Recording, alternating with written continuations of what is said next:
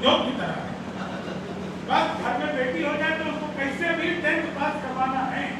अब बेचारे चाचा को पता ही नहीं कि खाली पास करवाना है, वो टॉप करवा देता है। बाद में फिर वो पॉलिटिकल पे पकड़ा जाता है कि पता नहीं वो पॉलिटिकल है कि पॉलिटिकल है। तो हमारे यहाँ का मामला भी सचमुच अद्भुत है। धीरे धीरे और लोग आ रहे हैं, लेकिन साथ ही कुछ बाहर भी जा रहे हैं। तो हम 99 की संख्या को मेंटेन किए हुए हैं। मैं 4 लाइन में आपको और सुनाता हूँ और आप इसका आनंद लीजिएगा। आइए सर, आगे आ जाइए। देखिए जो लोग खड़े हैं उन लोगों से मैं बता देना चाहता हूँ कि इस बार मुंगेर में खड़े होने का दायित्व खाली विकास जी को दिया है, इसलिए आप लोग बैठ जाएंगे। खड़े होकर की कोई लाभ नहीं है। और विकास से मुझे एक क्षण याद आ गया सर, हम बिहार का विकास पिछले 15 साल नहीं 30 साल से सुनते हुए आ रहे हैं। और मैं आपको बताऊं, पूरा हिंदुस्तान और हिंदुस्तान के बाहर, मैं दुबई भी गया, बहरीन भी गया, कुवैत भी गया, मस्कट, ओमान, सलाला, सब जगह गया। लेकिन मैं एक चीज बताऊं, सबसे ज्यादा पलायन अगर हिंदुस्तान में कहीं से हुआ है तो बिहार के बेटों ने ही पलायन किया है। मजदूरी से लेकर के और इंजीनियरिंग तक। गन पटनी में आप जाएंगे तो आप देखेंगे कि है पढ़ाने का यहाँ पर कोई व्यवस्था नहीं। पढ़ भी लेगा तो बेटा बाहर जाओ, 10वीं कर लिए, 12वीं कर लिए, बाहर जाओ। और ये राजनीति पता नहीं कहाँ जा रही है। 30-35 सालों से हम लोग अपनी स्थिति देख ही रहे हैं। मैं इस बार पूरा यह मानता हूँ कि इस बार जब मुंगेर वोट करने जाएगा तो 30 साल की अपनी यात्रा को याद रख करके वोट करेगा। उसको लगेगा कि 30 साल में उसके साथ जो हुआ ठीक है, तो फिर जो हुआ वो ठीक है।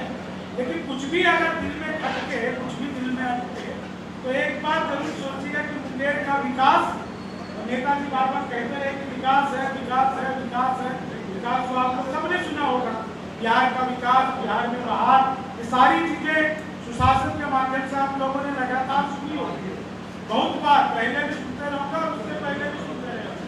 लेकिन ये विकास का क्या है, मैं 4 लाइन सुनाता हूँ, आप सुनिए। आप सब बुद्धिजीवी लोग हैं। बुद्धिजीवी वो होते हैं सर, क्या लिखा है बुद्धिजीवी? बुद्धिजीवी वो होते हैं सर जो फोटो स्टेट कराने के बाद स्पेलिंग चेक करते हैं। बुद्धिजीवी है, कुछ गलत तो नहीं होता। बुद्धिजीवी लोग हैं, मैडम है, युवा भी है। मतलब युवा को बुद्धिजीवी नहीं माना गया है, युवा अलग है, बुद्धिजीवी नहीं है। बुद्धिजीवी होने के लिए कुछ स्पेशल क्राइटेरिया की जरूरत पड़ती है। खैर एक छंद सुनिए आप लोग और फिर मैं वापस हास्य पर लौटूंगा, क्योंकि जीवन में हंसी बहुत जरूरी है। आजकल कोरोना कोविड काल चल रहा है, यह भी बहुत जरूरी है कि हम लोग एहतियात रखें, अपने आप को और अपने परिवार की सुरक्षित को रखें। मैंने तो एक नारा दिया था जब यह कोरोना काल शुरू हुआ था, पहले लॉकडाउन में ही, कि एकला चलो मिलकर लड़ो। यह ऐसी बीमारी है जिसमें एकला चलना है और मिलकर लड़ना है। यह मैंने एक स्लोगन दिया था, काफी प्रसिद्ध हुआ, काफी प्रचलित हुआ। लेकिन एक शेर मैं कहता हूँ कि मोहब्बत के शहर का आबोदाना छोड़ देंगे क्या? मोहब्बत के शहर का आबोदाना छोड़ देंगे क्या? सुधा होने के डर से दिल लगाना छोड़ देंगे क्या? जरा सा वक्त क्या बदला कि चेहरों पर उदासी है, गमों से खौफ खाकर मुस्कुराना छोड़ देंगे क्या? कोरोना के निश्चित रूप से हम सबको, इसलिए न जाति देखा, न धर्म देखा, न मजहब देखा, सबको लपेटे में ले लिया एक एक करके। लेकिन मैं हमेशा कहता हूँ जीवन में हंसी का अपना महत्व है। मित्र मिले हम 4, एक बोला सुन यार, जोश के बिना तो ये जवानी सुनी सुनी है। दूजा बोला जोश से ही काम चलता नहीं है, हौसला जो न हो तो रवानी सुनी सुनी है। तीजा बोला मैं तो बस एक बात मानता हूँ, प्यार के बिना सभी कहानी सुनी सुनी है। और मैंने कहा प्यार जोश हौसला सही है, पर हंसी ना हो तो ये जिंदगानी सुनी। जीवन में अगर हास्य नहीं है, विनोद नहीं है, जानते हैं सर मुंगेर आप हैं, आपके लोग तो बहुत सारे लोग यहीं पर पैदा हुए, अपने यहाँ का देखा होगा। मैं मधुबनी से हूँ, मुंगेर हो, मधुबनी हो, मुजफ्फरपुर हो, सीतामढ़ी हो, यहाँ के लोगों को हंसने हंसाने के लिए किसी व्यक्ति की जरूरत नहीं पड़ती। आज से मात्र 15-20 साल पीछे जाइए, शाम को लोग निकला करते थे घरों से बाहर 4-5 बजे, कभी बरगद के पेड़ के नीचे, पीपल के पेड़ के नीचे, किसी चौक चौराहे पे, चाय की दुकान पे हमारी नुक्कड़ सभाएं लगा करती, आपस में लोग बातचीत करते थे और उसमें इतना सहज हास्य निकलता था, एक दूसरे की टांग खिंचाई से लेकर समाज की दिशा दशा तय करते थे। हम लोगों ने आपस में मिलना बंद कर दिया, आपस में बातचीत बंद कर दी। मुंगेर जैसे शहर में हमारे फेसबुक पर 5000 तक दोस्त हो सकते हैं, लेकिन पड़ोस के 5 लोगों से बोलचाल नहीं होती है। ये हमने बोया है और इसी को हमें वापस लाना होगा। अगर हम चाहते हैं कि किसी को हम अच्छा भविष्य दें, तो मैं तो कहता हूँ कि भाई जैसी यह दुनिया हमें मिली है, कम से कम ऐसी तो हम अपनी आने वाली पीढ़ी को दे जाएं। नहीं तो इस समय तो दुनिया कितनी खराब स्थिति से गुजर रही है। पोल्यूशन का आपको पता ही है, बाढ़ को आपको पता ही है, ये चाय वाला लगातार दूसरी बार आ गया है, उसको पता नहीं है आदमी ज्यादा दिन चाय बेचते तो प्रधानमंत्री बन सकता है।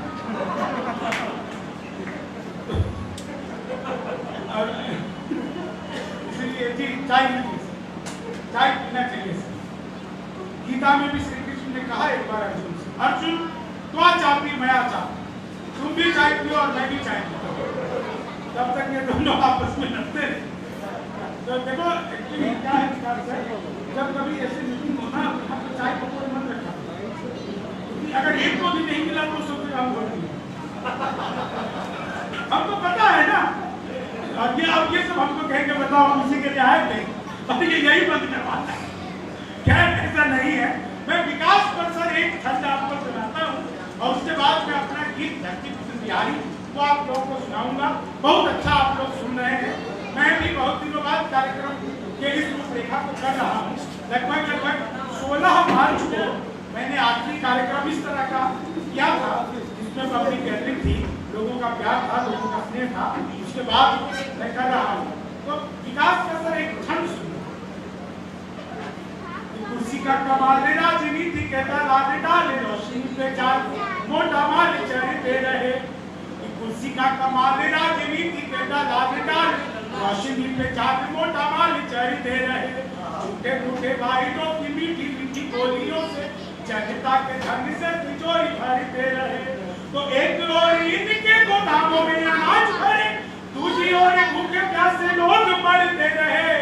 और खुद के विकास को ही देश का विकास मान नेतागण अपना विकास करते रहे। देश का विकास मान नेतागण अपना विकास करते रहे। लेकिन यहाँ तो हम जिनके लिए आए हैं वो आदरणीय मुंगेर के विकास है। और सबसे बड़ी बात यह है जो मैं ओपनली माइक से कह देना चाहता हूँ कि मुझे इनसे इजाजत देनी चाहिए थी कि नहीं मेरी कही गई इस बात का क्या प्रभाव पड़ेगा, आप लोग क्या सोचेंगे, नहीं ये सब नहीं पता। मैंने इनसे पूछा, बिल्कुल स्पष्ट बता रहा हूँ, मैंने इनसे पूछा कि विकास भैया मुंगेर का जातीय समीकरण क्या है, क्या मैंने इनसे पूछा। तो इनका जो जवाब था उससे मुझे लगा कि मैं बिल्कुल सही आदमी के प्रचार में आया हूँ। मैंने इनसे पूछा कि मुंगेर का जातीय समीकरण क्या है। तो उन्होंने कहा कि भैया देखिए जातीय समीकरण की अगर बात करेंगे तो हो सकता है कि हम लोग फाइट में मुकाबला ना कर सकें, लेकिन पिछले कुछ समय से यहाँ पर स्थानीय विधायक से लेकर और वर्तमान बिहार सरकार ने जिस तरह के रूपरेखा अपना रखी है उसमें युवाओं का जो रुझान है वो टोटल यही है कि वो व्यक्ति जो जाति धर्म इस चीज के ऊपर वोट मांगने के लिए यहाँ पर आएगा वो निश्चित तौर से मुंह की खा करके जाएगा। इसलिए ना तो हम जाति पे वोट मांगने जाएंगे कहीं पर, चाहे ना हम किसी धर्म पर वोट मांगेंगे। हम सिर्फ अपने व्यवहार, अपनी योग्यता, अपने भविष्य का विजन, अपने बुजुर्गों के आशीर्वाद और अपनी जिसे हम गंगा जमनी तहसील कहते हैं जहाँ पर हम हिंदू मुस्लिम समागम की बात करते हैं, क्योंकि इस हिंदुस्तान में कुछ भी बात कही जाए। सर मैं यहीं पर घूम रहा था आज, मैंने एक बहुत ही अद्भुत नजारा देखा गंगा घाट के पास, जहाँ पर आप ले गए थे कष्टहरणी घाट के पास। सामने मंदिर है और बिल्कुल पार करते ही जहाँ पे सुरंग है वहाँ पर मजार भी है। यह एक्चुअली हमारी तहजीब है, जिसको हम लोगों ने इतने सालों तक जीवित रखा और राजनीति ने हमें कहाँ से कहाँ पर ला करके खड़ा कर दिया। मुझे तो सच बता रहा हूँ, आपको यकीन नहीं होगा सर, मुझे फर्स्ट ईयर तक यही नहीं पता था कि कौन हिंदू है और कौन मुसलमान, सच में नहीं पता था। मुझे मालूम ही नहीं था कि भाई सलमान खान कैसे है। अब सर मैं भी मिथिला का रहने वाला हूँ, हमारे यहाँ जो झा होते हैं पंडित, उनको भी खान टाइटल लगाते हैं। आप लोगों को पता होगा, जो पुराने लोग हैं, खान हमारे यहाँ पर एक टाइटल होता है, जो हिंदू धर्म के लोग भी लगाते हैं, तो उनको तो पता ही नहीं। बाद में राजनीतिक कारणों से पता चला, तो इनका जब मैंने राजनीतिक विजन देखा तो यह कम से कम मैं आश्वस्त हुआ कि मुंगेर राइफल बनता तो है लेकिन वो चलेगा, कम से कम मुंगेर भी नहीं चलेगा। और यहाँ पर जो पिछले दिनों रहा वो सबसे आप सब वाकिफ है। मैं बिहार गीत का एक आप लोगों को एक वानगी प्रस्तुत करता हूँ, उसके बाद जैसा विकास भैया कहेंगे इस कार्यक्रम को चलाने के लिए हम लोग जब तक चुनाव नहीं हो जाता है तब तक हम लोग विकास जी को धकेले, और जब चुनाव हो जाए तो उसके बाद विकास जी हम लोगों को धकेले। आपकी बात है कि भैया राजनीति में कूदना है, तो मैंने पूछा कि यार राजनीति में सीधे तरीके से चल के क्यों नहीं जाते। वो पता लगा कि नेताओं ने यहाँ पे इतना बड़ा गड्ढा कर दिया है जिसमें कूदना ही पड़ता है। आदमी राजनीति में कूदता है, सीधा चल के नहीं जाता, जा ही नहीं। मैं बहुत आश्वस्त हूँ कि किसी गैर पार्टी के उम्मीदवार को सुनने के लिए या उसके स्वागत में शहर के सभी गणमान्य लोग अगर इकट्ठे हो जाए, क्या बड़ी बात। आप लोग हो सकता है कुछ लोग राजनीति में आए हो सकता है कुछ लोग काम और चुनाव के टाइम वो शहर से बाहर चले जाए, दिल्ली बम्बई किसी काम में चले जाए, लेकिन आपकी उपस्थिति यह दर्शाती है कि अच्छे लोगों को आना चाहिए और अच्छे लोग आकर के रहेंगे। मैं बिहार गीत आपको सुनाता हूँ, उससे पहले बिहारियों की कुछ और आपको गौरव गाथा बता दूँ। मैं मूल रूप से आपको बताया मैं दिल्ली रहता हूँ, कारण भी मैंने बताया। तो मेरे पास क्या है, इमाम साहब मेरे पास में बड़े आरोप लगाते रहते हैं कि सारे बिहारी दिल्ली बम्बई क्यों आ जाते हैं, दिल्ली एनसीआर बम्बई सारे बिहारी क्यों आ जाते हैं। तो मैं सबको कहता हूँ देखो इसमें बिहारियों की कोई गलती नहीं, सारा का सारा कसूर दिल्ली बम्बई कलकत्ता चेन्नई वालों। ये लोग बड़े बड़े पंडाल लगाते हैं, फिर कीर्तन मंडली बुलवाते हैं और भजन करवाते हैं, राधे राधे जब वो चले आएंगे बिहारी, राधे राधे जब वो चले आएंगे बिहारी। अब कलयुग में वो बिहारी तो आ नहीं सकते, हम लोगों को ट्रेनों में ठुस ठुस करता हैं तो जाना पड़ता है, क्या करें। और मैं तो एक इलेक्ट्रॉनिक शॉप में गया, मैंने जाकर पूछा ये टीवी कितने का दे रहे, बोले आप बिहारी को टीवी नहीं देते। मैंने कहा तुम्हें कैसे पता लगा, बोले निकल यहाँ से। अगले दिन मैं सूट फूट हैट नकली पूछे, मैंने कहा ये टीवी कितने का दे रहे, बोले तुम्हें कल भी मना किया बिहारी को टीवी नहीं देते। मैं चला गया, अगले दिन मैं रुका हो, मैंने कहा भैया ये टीवी कितने का दे रहे हो, बोला भाई साहब आपको 2 दिन से मना कर रहा हूँ, हम बिहारी को टीवी नहीं देते। मैंने कहा मत दी, लेकिन ये बता तुझे पता कैसे लगता है। तो बोला बेटा जैसे तू टीवी कह रहा है वो माइक्रोवेव है, तो माइक्रोवेव को टीवी बताने का कॉन्फिडेंस बिहार लेके आया। स्कूटर पर दुनिया को भैंस डालने की कला अगर किसी ने दी है तो हमारे बिहार में दी। हमारे बिहार की गौरव गाथा अद्भुत है, कहीं भी चले जाइए आप, बिहार का आदमी मस्त रहता है, दुनिया कुछ भी करे, आप बिहारियों को भाई साहब कोई बंदा कर ही नहीं सकते। मैं तो अपने यहाँ की एक बात बता रहा हूँ, मुजफ्फरपुर एक पहलवान आया और उसने आकर के ओपन चैलेंज दे दिया, ओपन चैलेंज दे दिया कि पूरे गांव में कोई है तो आकर के कुश्ती में मुझसे लड़े, लड़ करके मुझसे जीते, जीत जाए नहीं तो गांव की नाक कटी। अब सारे लोग खलीवली कौन से लड़ेगा, उन्होंने कहा कि चलो मस्जिद के इमाम साहब के पास चलते हैं। उन्होंने बड़ी बड़ी समस्याओं का समाधान किया, इस समस्या का भी कोई समाधान होगा। पहुंच गए, बोले इमाम साहब एक बहुत बड़ी समस्या आ गई है। क्या समस्या है, बोले जी एक खलीवली पहलवान आ गया है और उसने गांव में आकर के ओपन चैलेंज दे दिया है कि जो भी कोई है इस गांव में मेरी टक्कर का पहलवान उससे लड़े। पहले ओपन चैलेंज होते थे, कुश्ती की परंपरा थी, आप लोग को पता ही है। तो आजकल भले ही बंद हो गए हो, वो आकर के लड़े और मुझे कुश्ती में हराए तो इस गांव की नाक बचेगी, नहीं तो नाक कट जाएगी। अब इमाम साहब भी परेशान हो गए, थोड़ी देर तक विचार किया और कहा ठीक है मैं लड़ूंगा। पूरा का पूरे जितने लोग आए थे मंडली वो सब सज रहे थे। बोले सर आप ऐसी गलती ना करें। बोले नहीं मैंने कह दिया मैं लड़ूंगा। अब सब वापस आ गए, उनकी बात को टाल भी नहीं सकते। अगले दिन पूरा शहर इकट्ठा हुआ अंतिम विदाई देने के लिए। लगा कि भाई 6 फुट का कहा खलीबली और ये 4 फुट के 4.5 फुट के बेचारे क्या करेंगे। कुश्ती हुआ, उन्होंने जाकर के अपनी चैलेंज कर दिया। पहले तो देख करके खलीबली पहलवान का ही माथा खराब हो गया, ये मैं किससे लड़ रहा हूँ। और इमाम साहब को इसने एकदम से एक झटके में ही ऐसे बोझ को उठा दिया, कंधे पे ले लिया। जैसे ही कंधे पे लिया तो इमाम साहब ने उसके कान में कहा, बोले देख चिट हो जाओ 10 लाख रुपए दूंगा। पहलवान का तो दिमाग घूम गया। इससे पहले कि पहलवान कुछ और करता, अगला डायलॉग और बोल दिया। बोले पूरी जिंदगी कुश्ती करता रहेगा तो भी 10 लाख रुपए नहीं कमा पाएगा, चिट हो जा 10 लाख रुपए।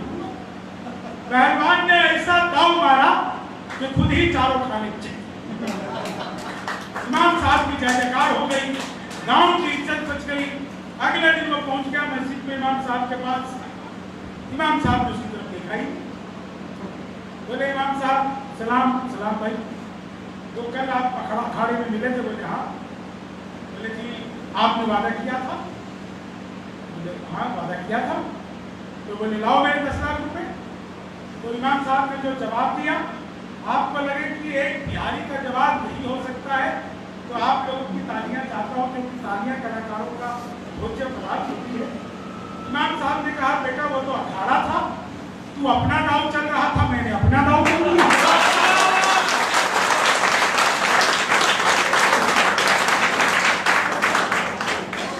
तो हम लोगों के पास सर ऐसे दाव पेचते हैं, लेकिन समय है कि ये दाव पेच हम कम से कम अपने लिए तो करें। पूरी दुनिया को बिहारी सर नचाते हैं, ये सच है।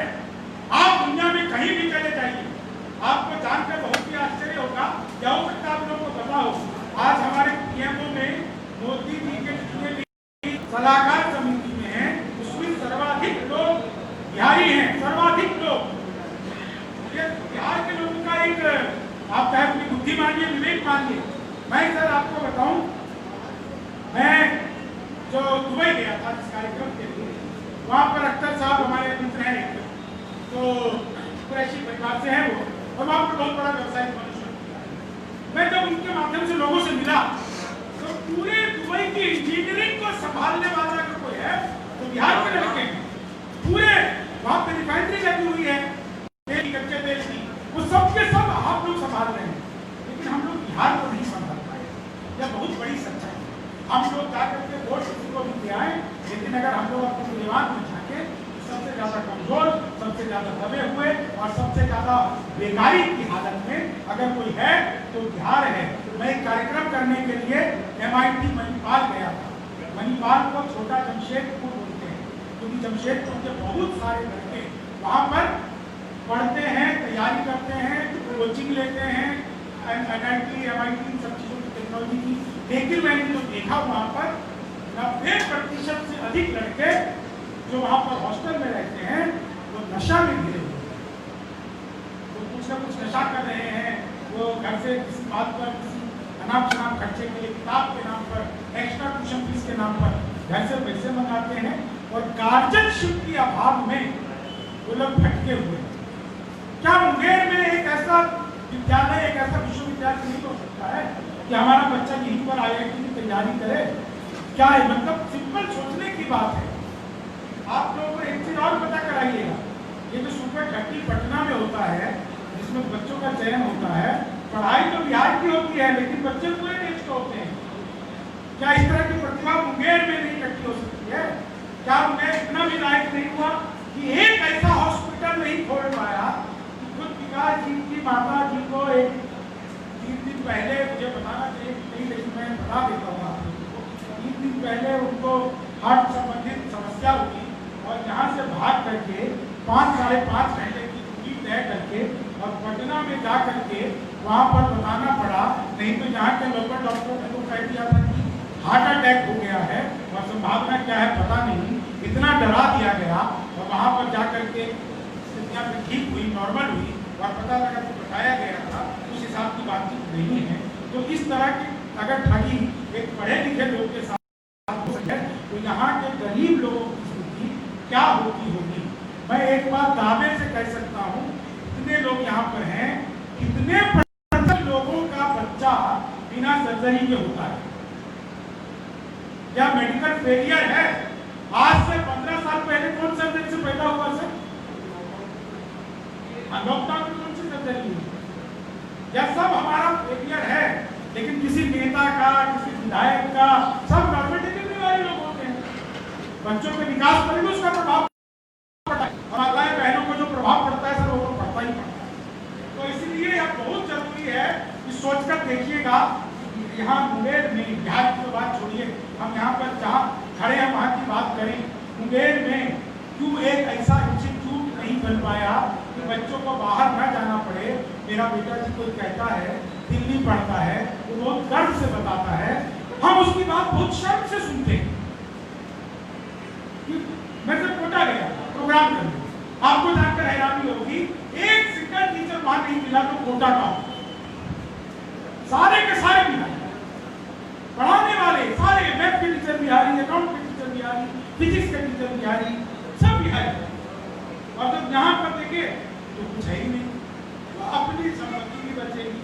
मैं तो सर एक चीज सिंपल सा कहूँ कि आप अगर यहाँ पर जनता आपको प्यार देती है, आप बनते हैं तो व्यवस्था कर दीजिए, बाकी विकास तो होता रहता है, यह तो सतत प्रक्रिया है।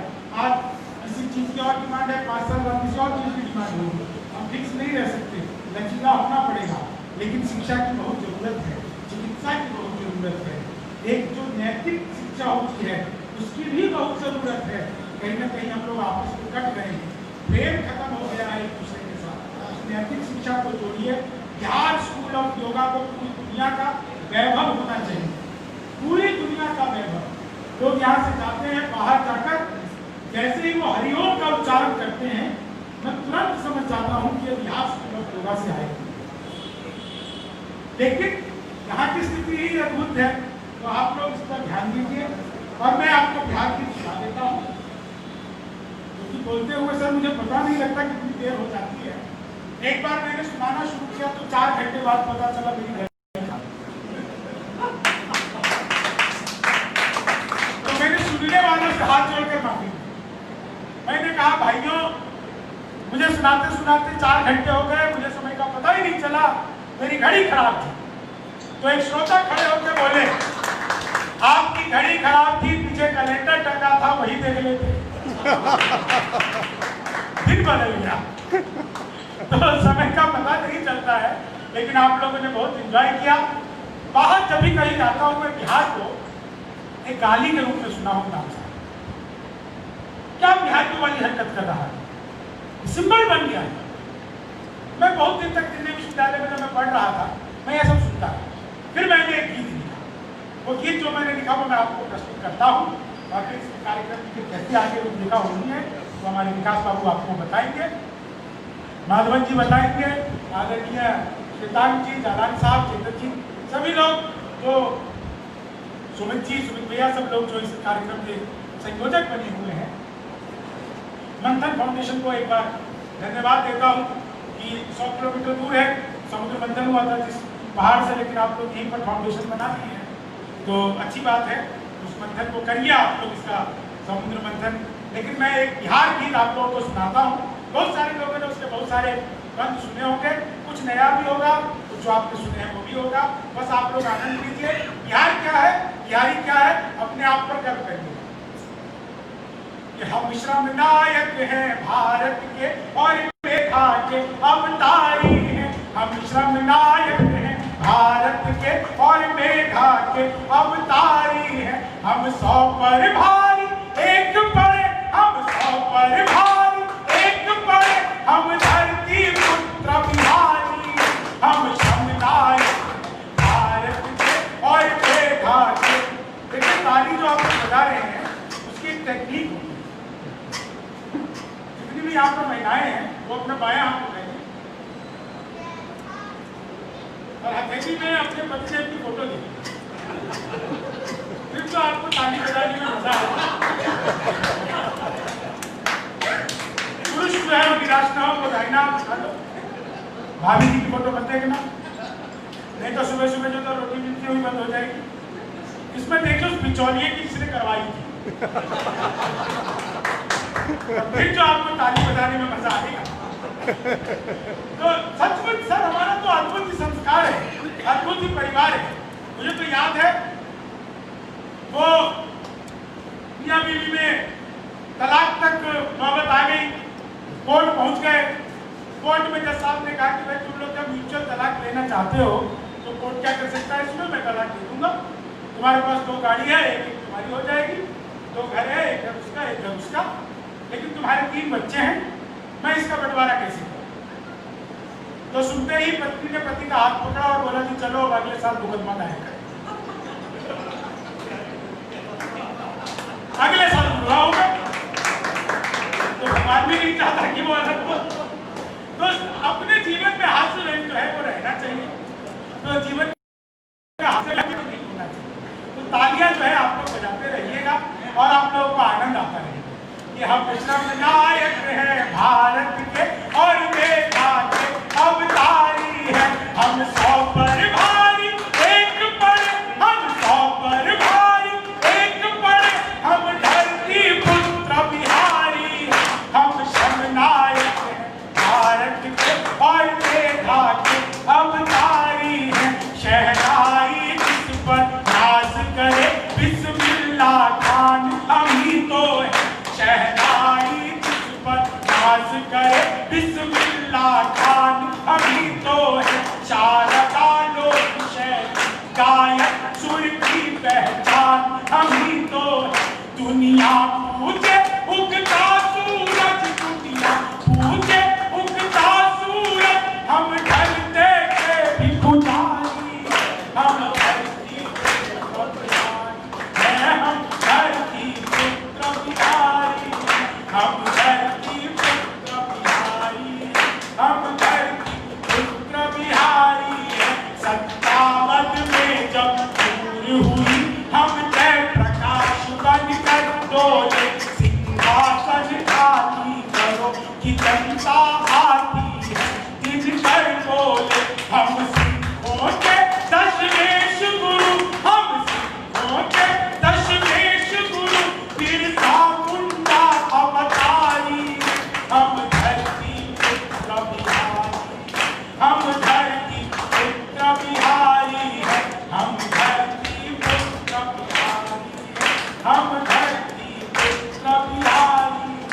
वेदों के कितने बंद रचे हमने गायत्री मंत्र रचे, साहित्य सरित की धारा में कितने ही काव्य प्रबंध रचे। हम दिन कर रेणु बाण भट्ट, हम दिन कर रेणु बाण भट्ट, विद्यापति और भिखारी, हम धरती पुत्र बिहारी है। हम धरती पुत्र बिहारी। हम सबसे ज्यादा पत्रकार और सबसे ज्यादा IAS है, IPS सबसे ज्यादा और IPS सबसे ज्यादा है। हम भारत में सबसे ज्यादा, हम भारत में सबसे ज्यादा सर्वोच्च पद अधिकारी है। हम धरती पुत्र बिहारी है, हम धरती पुत्र बिहारी। मैथिली अंगिका भोजपुरी हम लोग पूज किलकारी है। दुनिया पूजे धन की देवी, हम सरस्वती के पुजारी। रावण जिसको छू भी न सका, रावण जिसको छू भी न सका, हम सीता जनक दुलारी, हम धरती पुत्र बिहारी है। हम धरती पुत्र बिहारी।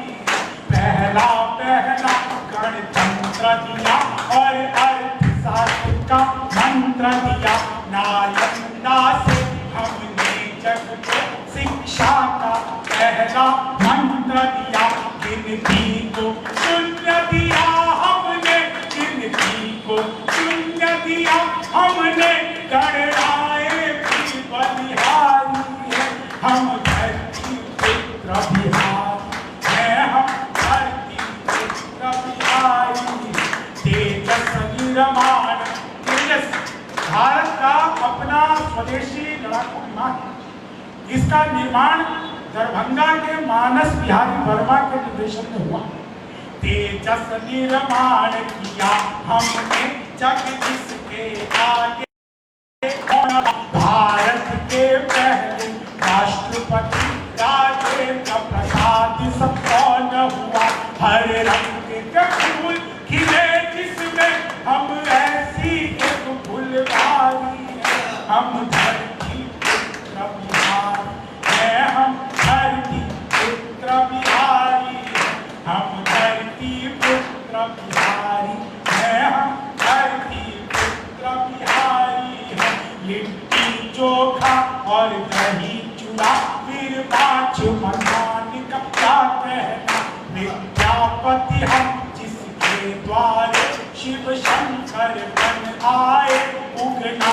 हम मंडन मिश्र अयाची और गोदूझा से गुणकारी है।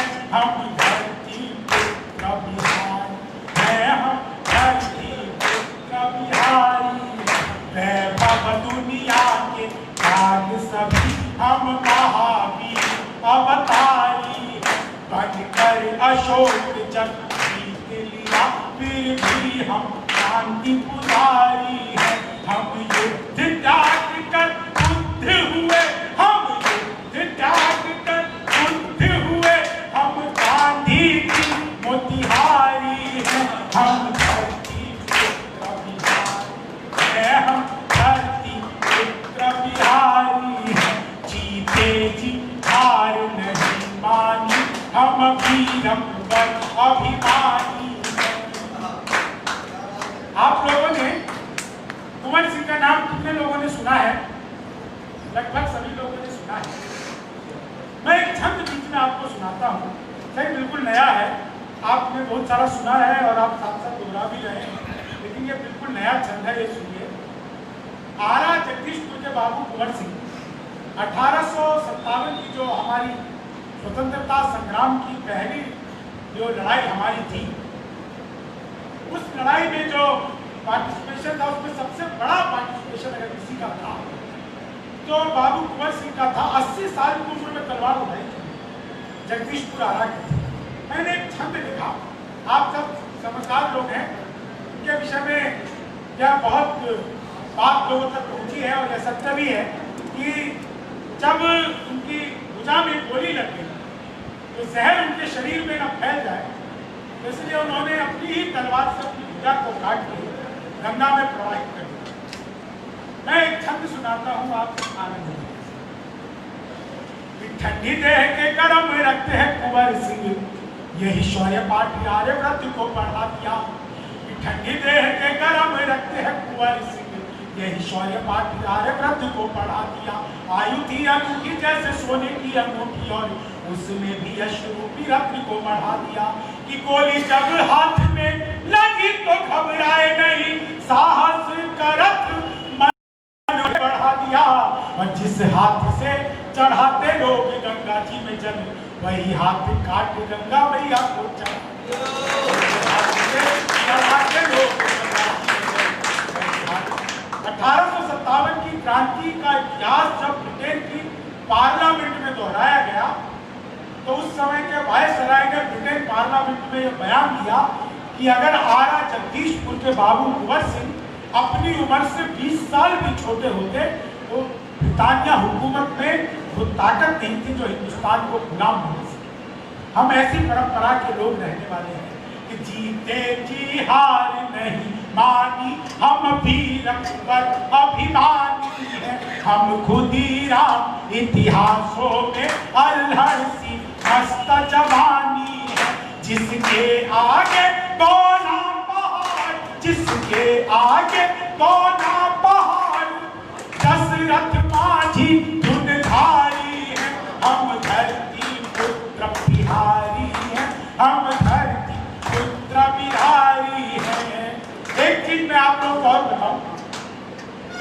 इसको समाप्त करता हूँ। और समय भी जो मुझे मिला था वो लगभग पूरा हो गया है। आप लोगों ने बहुत मन के साथ सुना। अच्छा, तो मैं आप लोगों को बीच में और हास्य अभी सुनाऊंगा, लेकिन ये मैं यहीं से शुरू कर देता हूँ। आप लोगों ने एक फिल्म देखी होगी, उरी द सर्जिकल स्ट्राइक, आप लोगों ने देखा होगा। उस फिल्म की बड़ी खासियत जो उसमें थोड़ी बहुत बात बताई थी, लेकिन यह बहुत बड़ी सच्चाई है कि जब सर्जिकल किया जा रहा था उरी हमले के बाद में, तो उसमें सर्वाधिक जिन लड़कों का चयन किया गया यह सोचकर कि जिन लोगों के अंदर में सबसे ज्यादा क्षमता है कि यहाँ से निकलेंगे और निकलने के बाद पाकिस्तान में घुसेंगे और घुस करके बिना अपने आप को नहीं नुकसान पहुंचाए और आतंकी ठिकानों को ध्वस्त करके सुरक्षित लौट आएंगे, तो सर्वाधिक बेटे अगर किसी धरती के चुने गए तो बिहार के बेटे सर्वाधिक चुने गए वहां पर जा करके। और एक भी व्यक्ति को आप सब जानते हैं कि अब तक नहीं आई, वो सब वापस लौटे। मैं ये पद उन्हें समर्पित करता हूँ। आप लोगों ने सुना होगा, हमारे मिथिलांचल में मैथिली में एक शब्द है कल्ला भसकाना। इसका अर्थ होता है मुक्का मारकर जबड़ा तोड़ देना। अब इसका मैंने जो प्रयोग किया है आप सब आगे कि दुनिया जिसमें उलझी रहती उन प्रश्नों को सुलझा देंगे। दुनिया जिसमें उलझी रहती उन प्रश्नों को सुलझा देंगे। 2 दिन की खातिर मोदी जी मोहलत जो दे दो बिहारी को, हम पाकिस्तानी सेना का घर में कल्ला भसका दे। पाकिस्तानी सेना का घर में कल्ला भसका देंगे। हम 1.25 लाख से एक लड़े, हम 100 पर भारी एक बड़े।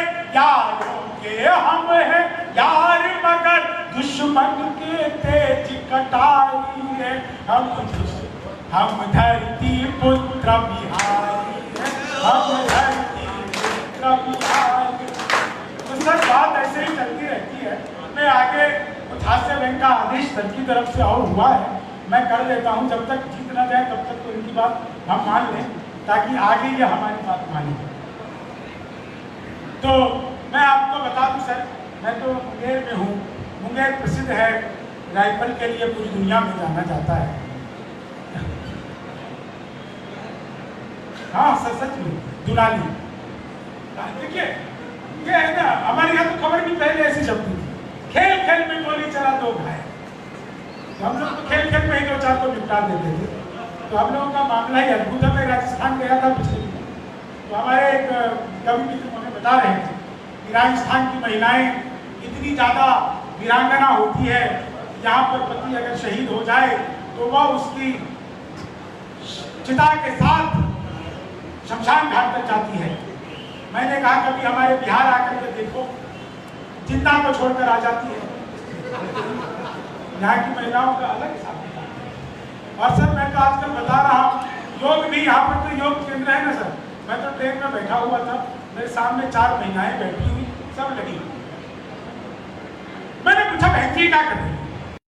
भाई साहब ऐसे करने से नए बाल होते, काले होते, घने होते, लंबे होते, बड़े होते, आप भी करो। दूसरी भी लगी हुई, मैंने कहा बहन जी क्या कर रही हो? बोली जी ऐसे करने से नए बाल उठते, काले होते, घने होते, लंबे होते, बड़े होते, आप भी करो। तीसरी भी लगी, मैंने कहा बहन जी क्या कर रही है? बोली जी ऐसे करने से नए बाल उठते, काले होते, घने होते, लंबे होते, बड़े होते, आप भी करो।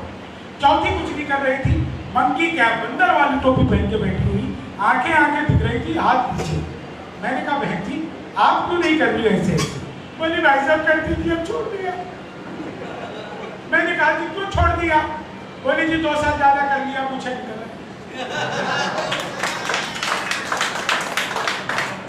तो हर चीज का इफेक्ट और साइड इफेक्ट होता है। कोई भी काम टाइम पर ही करना चाहिए। तो चोर की पत्नी ने चोर से कहा घर में आटा दाल चावल चीनी खत्म हो गए। तो चोर बोला भगवान ये लिस्ट मुझे बाद में दियो, पहले दुकानें बंद तो हो जाने। भाई खुली दुकान से चोर का क्या लेना है? चोर है तो कोई ऐसा। देखो एक चीज कहते हैं कि जीवन में कभी अगर दुख हो, तकलीफ हो, तो एक दूसरों के साथ बांटना चाहिए, खुशी हो तो भी बांटना चाहिए। मैं भी यही कहता हूं कि कभी जीवन में अगर कहीं फंस जाओ तो अकेले मत फंसो, साथ में जितने भी लोग रहें उन सबको फंसा, ताकि वो सब मिलके निकलने का प्रयास करें, तो उसमें तुम भी निकल जाओगे। अकेले फंसे रहोगे तो कैसे काम चलेगा। तो ट्रेन में एक आदमी बैठा हुआ आ रहा था, अगले स्टेशन पर एक पहलवान चढ़ा और उसने कहा कि ये सीट जो है ये मेरी है, खाली करो। तो बोला भाई मेरी सीट है, रिजर्वेशन है, ये देखो। पहलवान बोला देखो पहलवान मैं हूं कि तुम। बोला कि पहलवान तो आप ही। बोले फिर ये सीट किसकी हुई? वो सीट मेरी है, टिकट करवा रखा है, रिजर्वेशन है, ये 24 नंबर ये 25 नंबर दोनों सीट हमारा है। पहलवान को गुस्सा आ गया, बोले देख चला जा नहीं तो फट जाएगा। बोले अच्छा सीट हमारी, हमें पीट दोगे? पीट कर दिखाओ। पहलवान खड़ा हुआ एक थप्पड़ मारा। बोले अच्छा हमें पीट दिया, हमारे साथ हमारी पत्नी भी आई है, इसे पीट के दिखाओ तो जाए। पहलवान खड़ा हुआ, उसने पत्नी को भी दी। हमारे साथ हमारे जिगर के टुकड़े छोटे छोटे बच्चे भी आए, इन्हें पीट कर दिखाओ तो जाए। तो पहलवान ने उनको भी एक थप्पड़ मार दिया। हमारे साथ हमारे चाचा आए, इनको पीट कर दिखाओ तो जाए। चाचा को भी मार दिया। चाची आई, चाची को भी मार दिया। बुआ आई है, बुआ को भी मौसा फूफा एक एक करके भाई ने पूरा बोगी पिटवा दिया। मैं बचा हुआ था, मैं उसके खानदान का होता तो मैं भी पिटता, लेकिन मैं उसके खानदान का नहीं था इसलिए बच गया। जब सब पिट गए तो मैंने उससे पूछा, मैंने कहा भाई एक बात बताओ, ये 2 सीट के चक्कर में तुमने पूरा खानदान को पिटवा दिया। बोले भाई क्या बताते, घर जाकर ये लोग चिढ़ाते, कहते अकेले पिट के आ गया, अब सबको पिटवा दिया है, घर में कोई कुछ नहीं बोलते। तो कभी भी फंसो तो अकेले मत फंसो। मैं तो पटना में सुना रहा था सर, ऐसे ही मैं 1.25 घंटे तक सुनाता रहा, किसी ने ताली नहीं बजाई। 1.25 घंटे बाद कोने में ताली बजाई। तो मैंने पूछा बाबा बात समझ आ गई क्या? बोले बेटा मैं तो तंबाकू कूट रहा हूँ, तो ऐसा ना हो कि मैं लगा रहूं और आप तंबाकू कूटते रहे। एक बार जोरदार तालियां बजाइए आप लोग, क्योंकि बाबू जी इमाम साहब आदरणीय सब किसी मुद्रा में आ गए हैं। देखते आप सब बादशाह सलामत और बयानार कहीं ऐसे ही आनंद ले रहे हैं। मैं तो देखिए हादसे का कभी हूँ, जीवन में हादसे जो है वो घटित होता रहना चाहिए। जीवन में अगर हंसी नहीं है तो कुछ भी नहीं है साहब। हमारी राजनीति भी बहुत हंसाती है, अद्भुत ही हंसाती है। राजनीति जितनी हंसी तो कहीं पर भी नहीं है। मैं तो एक बात कहता हूँ, और अभी तो हम कैमरा कह रहा हूँ, पीछे का लाइट चाहूँ सर, मैं हमेशा कहता हूँ भारत में सबसे ज्यादा ईमानदार नेता अगर कहीं होते हैं तो हमारे बिहार आदरणीय लालू प्रसाद यादव, जिस जेल का उद्घाटन किया खुद उसमें बंद रहे। ये होता है उद्घाटन की जिम्मेदारी। मैं कहता हूं एक आध बार शमशान घाट का भी करवा के तो सही जगह से पता चले आदमी की अपनी क्रिएटिविटी होती है। तो देश हमारा सब कुछ अद्भुत है, बिहार भी अद्भुत है। कहीं भी चले जाइए बिहार का आदमी अपनी छाप छोड़ के ही आता है, या उसकी एक अलग पहचान। कहीं भी बिहार का आदमी चला जाए उसकी अपनी एक पहचान और अपनी एक छाप होती है। वो बिहार का आदमी बैंक में चला गया, नोट जमा करा रहा था, तो कैशियर ने 2 नोट वापस कर दिए। बोला ये फटे हुए हैं, ये जमा नहीं होंगे। तो बिहारी आदमी बोला भाई मैं अपने फटे हुए हो, गले हुए हो, तुमको उससे क्या बिहार का आदमी अद्भुत होता है। जब मैं अपने खाते में करवा रहा हूँ तो क्या लेना देना तुमको, कराओ अपना। और आदमी सर ऐसे ही टेंशन में घूमता रहता है। कोई भी आदमी किसी भी बात पर टेंशन में आ सकता है, और ये सच है। आप कल प्रैक्टिस करके देख लेना, इतना ज्यादा आदमी टेंशन में रहता है किसी भी बात पे। आप बाहर निकलना और जो व्यक्ति पहला मिले जिसे आप नहीं जानते हो और वो आपको नहीं जानता हो, उसको नमस्ते करके निकल जाना, टेंशन में आ जाए। था कौन? सुबह सुबह नमस्ते करके चला गया। 2 दिन तक वो आपके लिए ही सोचता है। अच्छा, पति पत्नी जा रहे हो और पति को कोई लड़की नमस्ते करके चली जाए, पूरे घर में टेंशन, जिंदगी भर पूछती रहेगी वो थी कौन जो भरे बाजार में तुझे मेरे होते हुए नमस्ते करके। महिला सुंदर हो तो टेंशन, सुंदर ना हो तो टेंशन। सच बता रहा हूँ आपको, मेरा तो इस बात पर पूरा यकीन है, हिंदुस्तान में 10% महिलाएं ही कुदरती रूप से सुंदर होती हैं, बाकी सब अपनी मेहनत से, लगन से। आजकल तो सर ब्यूटी पार्लर खुल गए हैं जगह जगह, जहाँ कहीं भी चले जाओ हर जगह पर ब्यूटी पार्लर। और स्कूल की व्यवस्था भी आजकल ऐसी है, मुझे तो बहुत अच्छे से याद है स्कूल की व्यवस्था आजकल सर ऐसे ही चल रही है। स्कूल की व्यवस्था में क्या हुआ, वो एक बार इंस्पेक्टर साहब स्कूल में आए और आकर के स्कूल पर छापा मार दिया, ये चेक करने के लिए कि बच्चों की पढ़ाई कैसे चल रही है। अच्छा, एक चीज है, जब से ये मिड डे मील शुरू हुआ है, बिहार के सारे टीचर जो है वो हलवाई बन गए। अच्छा, प्रिंसिपल तो तब तक स्कूल के लिए नहीं निकलता जब तक स्कूल से चूल्हे की धुआं नहीं उठने लग जाता है। वो समझ जाता है कि पक गया, चलने का समय आ गया है, तो प्रिंसिपल तब जाता है, टीचर जाकर के खिचड़ी बनाता है, और बच्चा जो है वो एक बच्चे के साथ में एक फ्री का सीट लेकर के आता है। हमारे टाइम पर लोग तख्ती लेकर के जाते थे, आज के टाइम पर प्लेट लेकर के जाते हैं। सचमुच विकास हो गया, बहुत विकास हुआ है। प्लेट लेकर के जाते हैं स्कूल आजकल। आप लोग मिड डे मील का सिस्टम यही चल रहा है। तो मिड डे मील में सारे टीचरों का काम यही है, खाना बनाओ, चेक करो, टेस्ट करो। टीचर भी घर से खाना खाना बंद कर चुके हैं, वहीं पर लोग खिचड़ी बनाते हैं, बढ़िया बढ़िया खाना खाते हैं। तो ऐसे ही स्कूल में इंस्पेक्शन हो, इंस्पेक्शन हुआ और होते ही इंस्पेक्टर साहब ने क्लास में घुसे और छापा मारा, एक बच्चे को खड़ा किया और बोला खड़े हो जाओ। 2 और 2 कितने होते हैं? बच्चा बोला जी 5। बोले कौन सी क्लास है? तो बाकी बच्चों ने बताया सर दूसरी क्लास है, सेकंड क्लास। तो मास्टर को गुस्सा, इंस्पेक्टर को गुस्सा आ गया, बोले कि तुम इतने बड़े बच्चे हो गए, सेकंड क्लास में पढ़ते हो, तुम्हें ये नहीं पता 2 और 2 4 होते हैं? मैं तुम्हारा नाम कटवा दूंगा स्कूल से, मैं निचली क्लास में लिखवा दूंगा तुम्हारा नाम। तो सुनते ही बच्चा हंसने लगा, है सर कटवा ही नहीं सकता। क्यों नहीं कटवा सकता? मेरे जी मैं यहाँ के तो टीचर ही, वो स्टूडेंट ही नहीं हूँ, मैं तो कंपाउंड के बाहर बकरी चराने आया था। मास्टर जी आए थे, बोले बच्चे कम आए हुए हैं, इंस्पेक्टर साहब की विजिट हो सकती है, आकर के क्लास में थोड़ी देर बैठ जाओ, 2 रुपए मिलेंगे। अब ये 2 रुपए आप दोगे तो मास्टर जी से लेंगे, बच्चे को पता है किससे लेने किससे नहीं लेने। सुनते ही इंस्पेक्टर गुस्सा आ गया, मास्टर को बुला लेते रहो, नकली बच्चे बिठा रखे, शर्म नहीं आती तुम्हें? मैं तुम्हारी कंप्लेंट करूंगा, तुम्हारी नौकरी खा जाऊंगा। तो सुनते ही वो मास्टर जो था, सर मेरी नौकरी आप खा ही नहीं सकते। नहीं खा सकते? बोले जी मैं तो यहाँ का मास्टर ही नहीं।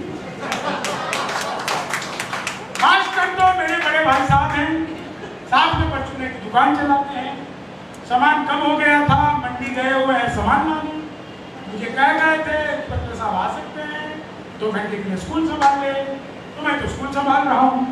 इतना सुनते इंस्पेक्टर को गुस्सा आ गया, प्रिंसिपल के पास पहुँच गए और बोले सर ये क्या कर रखा है? नकली बच्चे, नकली मास्टर, आपके स्कूल की बैड कंप्लेन करूंगा, मैं रैंकिंग कम कर दूंगा, आपकी भी कंप्लेन करूंगा। तो सुनते ही प्रिंसिपल साहब ने दराज खोला, एक 50,000 रुपए की गड्डी निकाली और इंस्पेक्टर की तरफ देखते हुए बोले इंस्पेक्टर साहब प्रिंसिपल तो हमारे चचा हैं, साथ में वकालत भी करते हैं, कोर्ट में कोई केस आ गया वहां चले गए, जब बिकाए गए थे इंस्पेक्टर साहब आएंगे, 50,000 रुपए दे देना, सभी जगह पर साइन करके चले गए।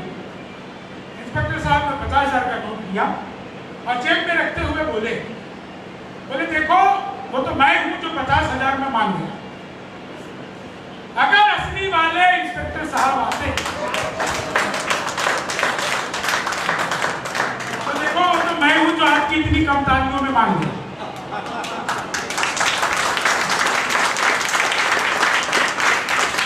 इतना सुनना ही था तो प्रिंसिपल भी हंसने लगा। तो इंस्पेक्टर साहब ने बोला सर आप क्यों हंस रहे हो? तो प्रिंसिपल बोले सर एक बात बताओ, जहाँ पर बच्चे नकली, जहाँ मास्टर नकली, जहाँ प्रिंसिपल नकली, जहाँ पर इंस्पेक्टर नकली, वहाँ पे नोट कौन से असली है? तो हमारा देश नकली के भेद में है। चलिए आप लोगों से इस महफिल के लिए फिलहाल के लिए मैं आप लोगों से विदा लेता हूँ। बहुत सम्मान दिया आप लोगों ने और मैं बहुत आशा के साथ, बहुत ऊर्जा के साथ इस बात को लेकर के, आशा नहीं बल्कि मैं एक तरह से पूरी तरह से निश्चित होकर के कि आने वाले समय में जिस दिन 10 तारीख को 10 नवंबर को मतगणना होगी तो सर्वाधिक वोटों से जय बनाकर विकास जी को विकास का कार्य सौंपेंगे। यही करेंगे ना सर? तो तालियां बजाइए एक बार जोरदार। आप लोग का बहुत बहुत आभार। मैं आगे के कार्यक्रम के लिए माधवन जी को बुलाता हूँ कि वो मेरा धन्यवाद भी करें। और नहीं, कई बार हो जाता है किसी को धन्यवाद करना नहीं आता है, माइक पर आ जाता है। एक बार ऐसे ही आ गए, उन्होंने धन्यवाद करते हुए कहा कि आपने जो हमारा ये किया उसके लिए हम आपका वो करते हैं। तो माधवन जी आए और हमने जो ये किया उसके लिए वो करें। बहुत बहुत धन्यवाद, बहुत बहुत शुक्रिया। हम लोगों का सौभाग्य कि आज आप आए और आपने आज के इस परिचर्चा को हास्य से भर दिया, आनंद से भर दिया। ज़्यादा समय नहीं लेते हुए आज के इस परिचर्चा को मैं समाप्ति की ओर ले चलूँगा और मैं निवेदन करूँगा हमारे डॉक्टर प्राण मोहन केसरी जी से कि आज सभा में उपस्थित, इस परिचर्चा में उपस्थित हमारे आज के अतिथि श्री शंभू शिखर जी का धन्यवाद और हमारे कार्यक्रम में सम्मिलित हुए हमारे यहाँ पर उपस्थित सभी मित्रों, सभी युवाओं, सभी अभिभावकों का धन्यवाद ज्ञापन करें।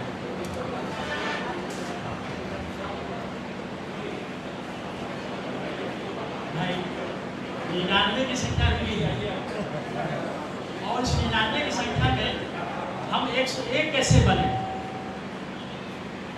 101 बनने की क्षमता हम अपने आप के अंदर सजग बनाएं, सहज बनाएं और सबल बनाएं। आज से ही हम जब तक जुटेंगे नहीं, जब तक करेंगे नहीं, जब तक समझेंगे नहीं, किसी को हम आगे के फैसले में प्रयास के रूप में नहीं लग पाएंगे।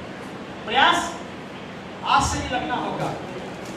और आज के इस कार्यक्रम में मंथन फाउंडेशन, बुद्धिजीवी वर्ग का, युवाओं का और खास करके महिलाओं का, जो महिला सशक्तिकरण, मैं सभी को आभार प्रकट करता हूँ कि 99 के अंतर्गत रखते हुए हम 101 आ जाए, इसको हम प्रयास करें और जीवन को सफल बनाने का प्रयास करने का यही एक जज्बा, यही एक जुनून और यही एक वादा बनाना पड़ेगा। अपने आप को किसी भी संस्था को बनाने के लिए प्रयास करना पड़ेगा। इस मिट्टी को और इस मिट्टी के पुतले को कैसे हम दिखाएं और इस मिट्टी को हम कैसे ठीक कर पाए। मैं विशेष ज़्यादा समय नहीं लूँगा क्योंकि आप लोगों के अंदर एक विदुदाहट बना, मन का विचारधारा बना, मन के अंदर शामिलता आई और मन के एक सोच लेकर चलने का प्रयास करेंगे तो निश्चित है हमारी सफलता अपने अग्रसर की कामना में हम सफल होंगे। कहीं भी किसी को, अभिभावक को, युवाओं को जगाना, महिलाओं को जगाना हमारा एक कार्यक्रम बना और वो के माध्यम से बना। हम अपने जीवन को कैसे हंसते हुए, खेलते हुए इस विकास, मुंगेर के विकास की भावनाओं का मार्ग लेकर चले। और इतने शब्दों के साथ मैं पत्रकार मीडिया को भी कहूँगा कि आने वाले दिनों में हम सभी को विकास का समझ, विकास की परिकल्पना लेकर चले और अपने आप को सजग बना ले। यही इतने शब्दों के साथ मैं सभी को आभार प्रकट करता हूँ। हरिओम। धन्यवाद डॉक्टर साहब। और आज के इस कार्यक्रम की समापन की घोषणा करने से पहले हमारे बीच चंडे स्थान से कि वहाँ के मुख्य पुजारी श्री नंदन बाबा जी आए हुए हैं और हमारे श्री शंभू शिखर जी का स्वागत करना चाहते हैं। एक बार आगे आ जाइए। इसके बाद विधिवत कार्यक्रम आज के समागम की समाप्ति होगी।